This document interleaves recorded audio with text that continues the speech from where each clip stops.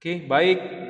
Ketemu lagi ya dengan saya Niko Benjamin dan Pak Daniel Colin dengan topik yang berbeda, yaitu tentang struktur pasar, ya, struktur pasar. Akan dijelaskan oleh Pak Daniel. Waktu dan tempat, silakan Pak. Baik, terima kasih Pak Niko dan selamat bertemu kembali para mahasiswa khususnya untuk mata kuliah ekonomi manajerial, mahasiswa semester 7 jurusan manajemen. Ya, topik berikutnya ini yang akan kami sampaikan adalah tentang struktur pasar.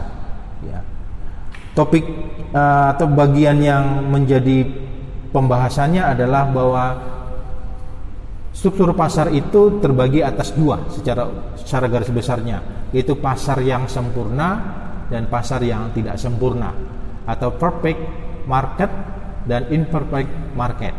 Ya, itu yang menjadi pokok bahasan yang paling besarnya, sehingga jadinya struktur pasar itu yang saya katakan tadi terbagi dua. Maka pertama yang dikatakan pasar yang sempurna itu adalah pasar persaingan yang sempurna.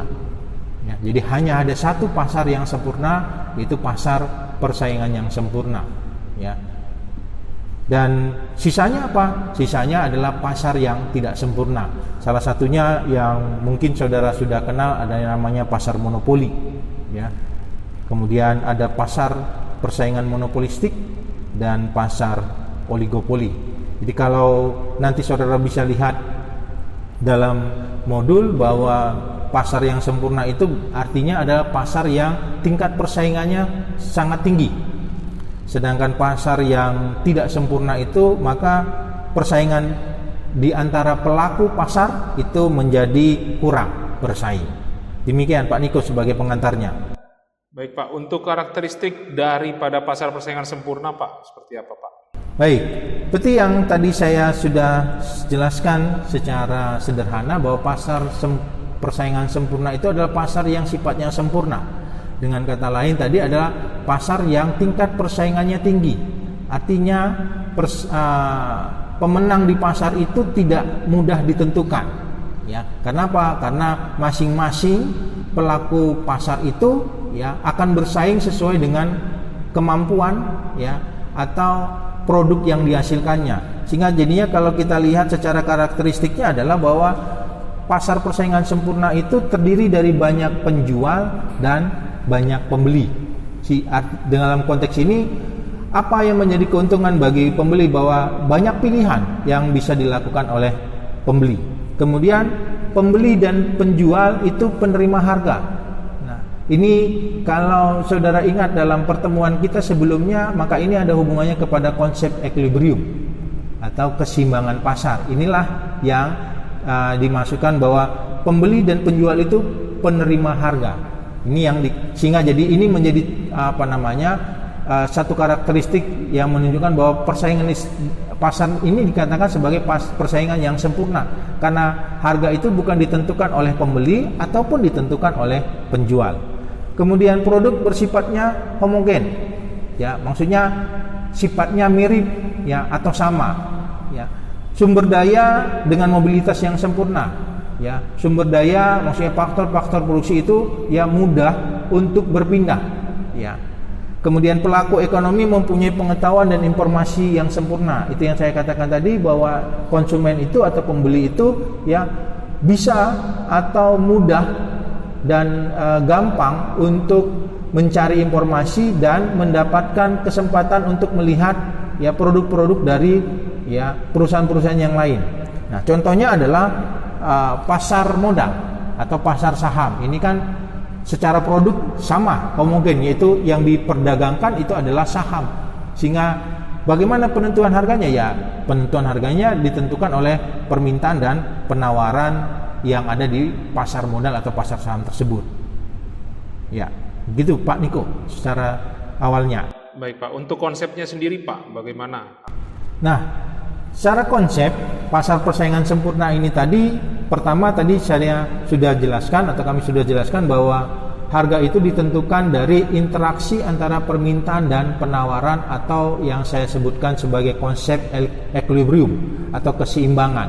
Ya, sehingga jadinya harga-harga pada pasar persaingan sempurna itu ditentukan dari kekuatan tawar-menawar ya dari pembeli dan penjual, atau sifatnya adalah perpotongan dari kurva permintaan dengan kurva penawaran. Itu dalam konteks pasar persaingan sempurnanya. Sehingga dalam konteks pasar ya untuk perusahaan yang bersaing dalam persaingan sempurna, maka kurva permintaannya itu akan sama dengan kurva marginal revenue-nya atau average revenue-nya, keuntungan secara rata-ratanya ya. Jadi artinya keuntungan secara rata-rata itu maksudnya apa ya? Perusahaan hanya bisa mendapatkan keuntungan berdasarkan harga yang ditentukan di pasar ya. Tidak bisa mendapatkan keuntungan lebih dari itu. Itu dia yang dikatakan oleh average revenue ya, atau kurva permintaan akan sama dengan ya biaya keuntungan rata-rata maupun perubahan keuntungannya atau marginal revenue ya. Sehingga jadinya keseimbangan secara jangka pendeknya bahwa kurva permintaan perusahaan itu akan sama dengan harga pasar atau akan sama dengan penerimaan marginalnya.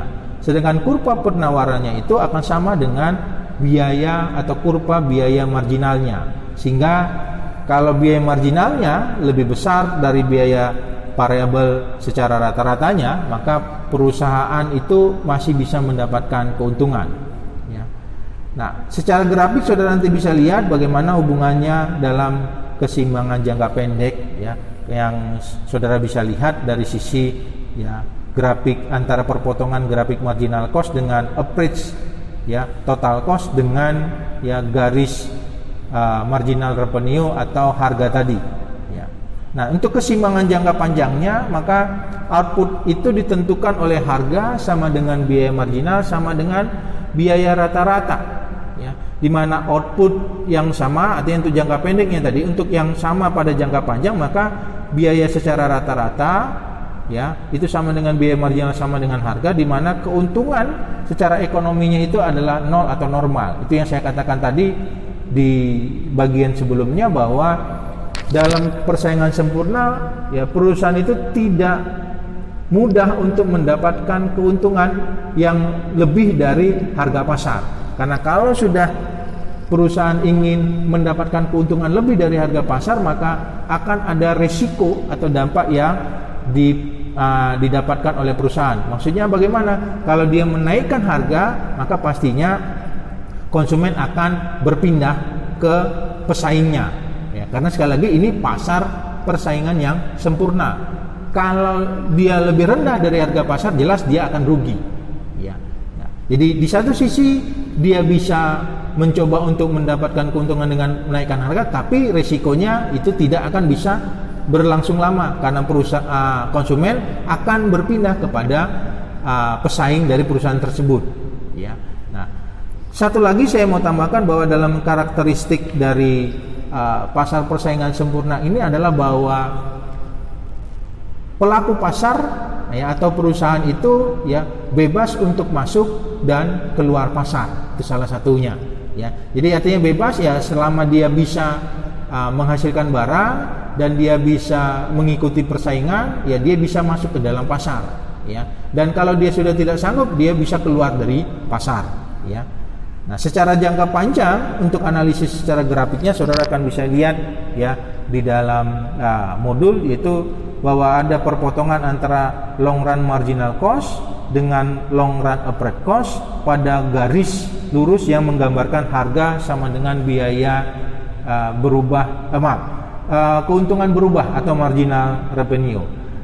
Yang menjadi penting dalam konteks keputusan manajerialnya adalah bagaimana perusahaan mampu ya untuk bersaing di dalam pasar global atau perekonomian global ya terkait dalam persaingan yang sempurna ini ya. Nah, ini sebenarnya akan lebih erat kaitannya kalau kita membahas konteks dengan ekonomi internasional ya, khususnya dalam ekspor dan impor ya. Jadi artinya kalau terjadi excess demand ya, yaitu kelebihan permintaan daripada penawaran, maka yang dilakukan adalah impor ya.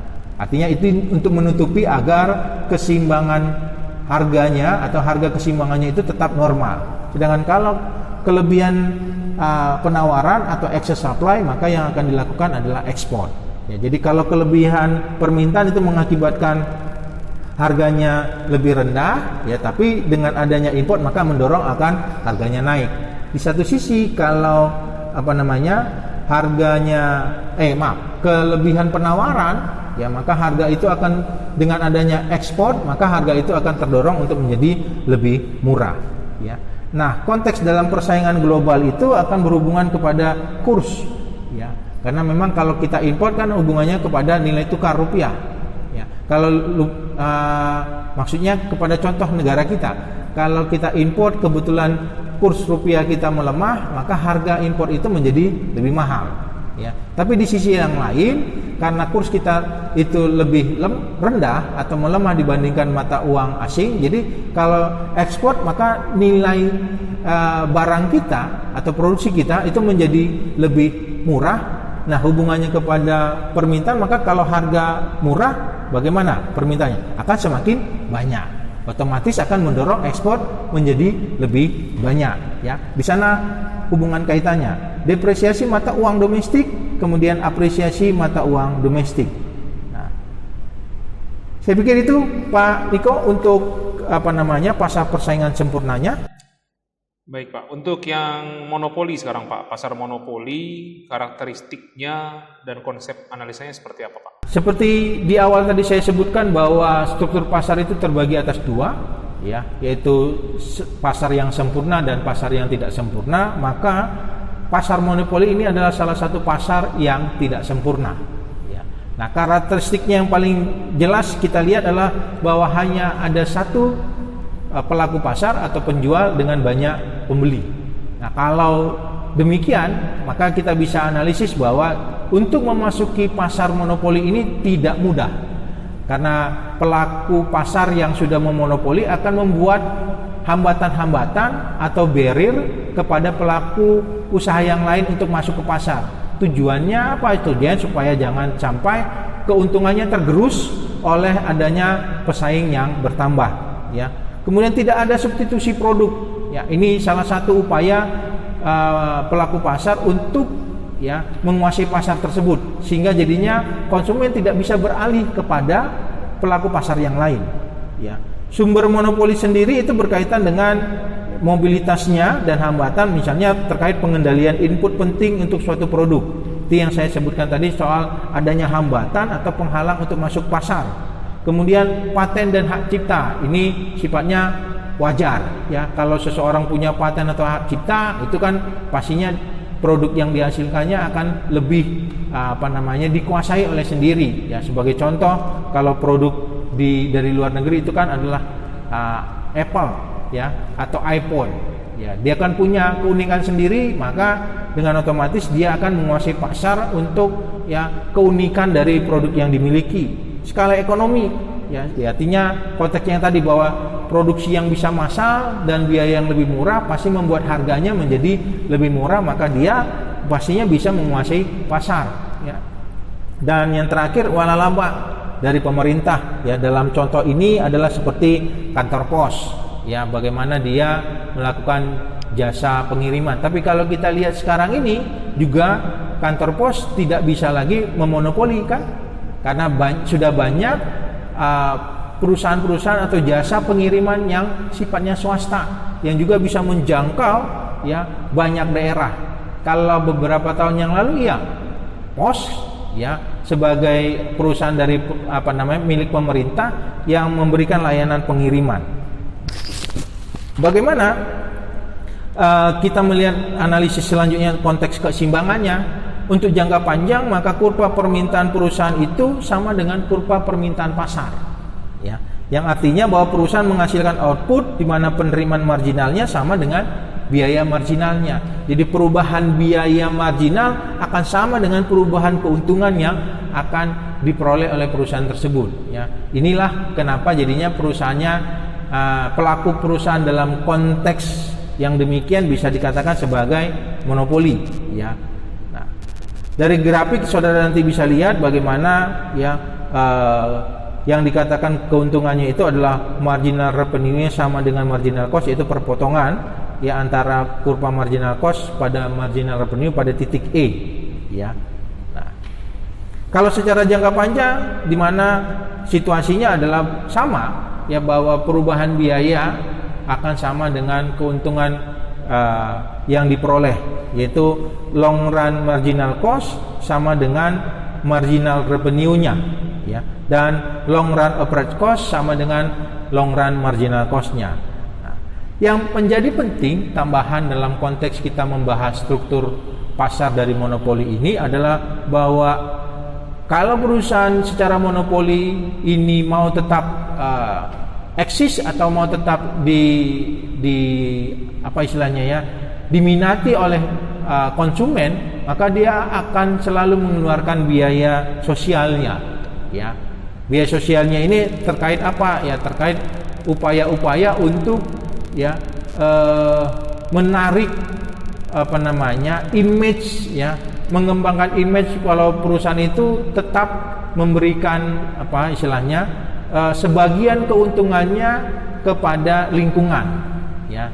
Karena kalau sudah perusahaan terlalu fokus kepada keuntungannya, tidak memperhatikan lingkungannya, maka akan punya dampak-dampak yang ya bisa merugikan atau resiko yang merugikan dalam perusahaan ya. Sebagai contoh kan, kalau perusahaan sekarang ada namanya CSR ya Pak Niko ya, ada dana CSR ya kan. Ya, ini corporate social responsibility. Artinya perusahaan memberikan sebagian keuntungannya untuk misalkan membangun lingkungan yang bersih ya. Contoh yang paling saudara nanti bisa lihat adalah Aqua beberapa tahun terakhir ini kan masih dianggap adalah perusahaan air minum kemasan yang paling utama di Indonesia. Nah, apa yang dilakukan Aqua supaya tetap masyarakat ya mengingat produk Aqua itu ya, dia selalu membuat kegiatan-kegiatan untuk salah satunya penyediaan air bersih bagi daerah-daerah atau desa-desa yang kesulitan air ya. Ini menjadi bagian bagaimana perusahaan yang monopoli untuk supaya ya dia tetap diminati oleh masyarakat. Demikian Pak Niko. Baik Pak, untuk yang monopolistik sekarang kita masuk Pak, bagaimana konsep dan karakteristiknya Pak? Nah, kalau kita perhatikan ya dari sisi penggunaan istilah hampir mirip dengan ya pasar monopoli, tapi di sini dikatakan pasar persaingan monopolistik. Ya, apa yang membedakannya? Kalau monopoli tadi hanya ada satu penjual dengan banyak pembeli, sedangkan di sini banyak penjual dan banyak pembeli. Ya, tapi dia tidak sama dengan persaingan sempurna, beda ya. Saya ingatkan kepada para mahasiswa tidak sama ya. Kenapa?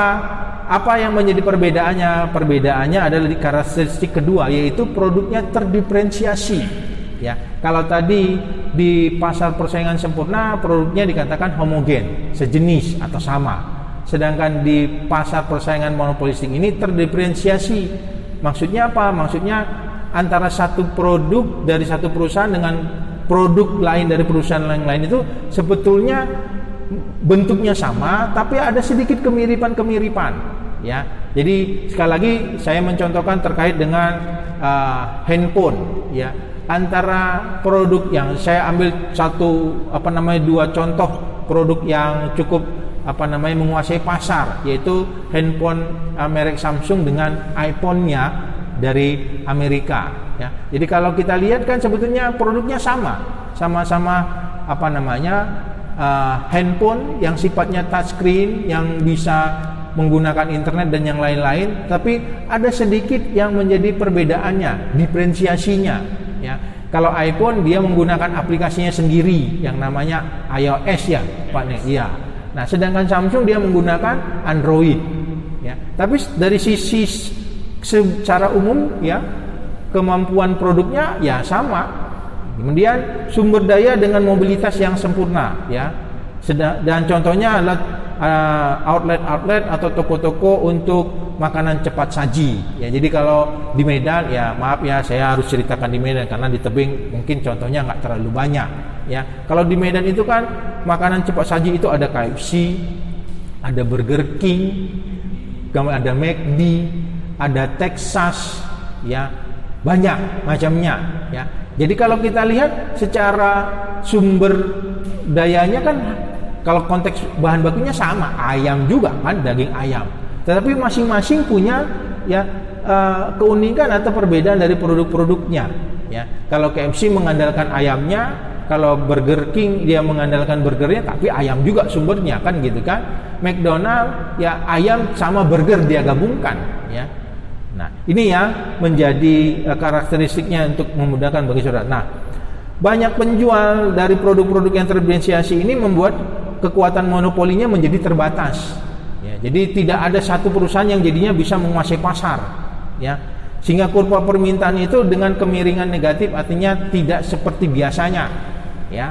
Peningkatan pangsa pasar oleh pesaing akan menurun dan menurunkan permintaan perusahaannya. Nah, jadi kalau saudara lihat berikutnya dari gambar grafik, ya, konteks keseimbangan itu menjadi ya bahwa marginal cost, ya, artinya keuntungan yang diperoleh oleh perusahaan itu yaitu pada arsiran yang berwarna biru. Ya, itu yang menjadi keuntungan bagi perusahaan pada pasar persaingan yang monopoli ini, ya, di mana bahwa dia harus berada di perpotongan antara kurva marginal cost dengan marginal revenue, kemudian antara kurva permintaan dengan biaya secara rata-ratanya dan perubahan biaya marginalnya. Untuk secara jangka panjang, maka ya grafiknya juga saudara bisa lihat memang agak sedikit kompleks ya, karena memang namanya secara jangka panjang, artinya biaya-biaya secara jangka pendeknya itu masih ikut diperhitungkan ya dalam konteks secara short run marginal cost-nya dan short run total cost-nya, ya, dimana secara jangka panjang maka perusahaan itu keuntungannya akan sama dengan nol, ya. Baik, tambahan terakhir ya untuk struktur pasar ini adalah struktur pasar yang dikatakan sebagai oligopoli. Ya, bagaimana karakteristiknya?